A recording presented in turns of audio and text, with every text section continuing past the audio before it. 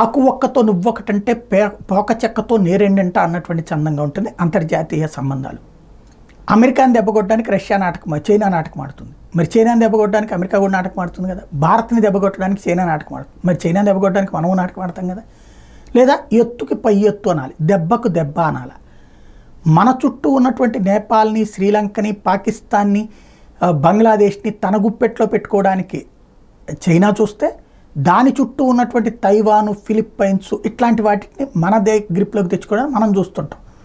నేపాల్ని వెనక్కి తెచ్చుకున్నాం, శ్రీలంక మన మాట వింటోంది. ఇప్పుడు బంగ్లాదేశ్ చైనాకి దాసోహం అనలేదు.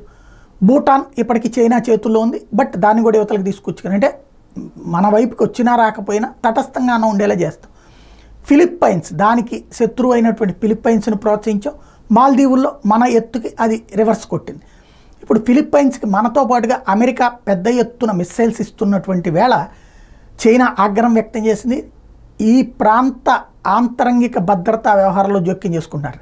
ఆంతరంగిక భద్రత ఎట్లవుతుంది? చైనా ఏమన్నా ఈ ప్రాంతానికి అధినేత? చైనా చెప్పు చేతల్లో ఉందా ఈ ప్రాంతం అంతా? ఫిలిప్పైన్స్ ఏమన్నా దాని అబ్బసొత్తా? ఫిలిప్పైన్స్ వాళ్ళనేమో ఇది బెదిరిస్తుంది, ఇది మళ్ళీ దీని ఉనికికి ప్రమాదం వస్తుందని మాత్రం చెప్తూ ఉంటుంది.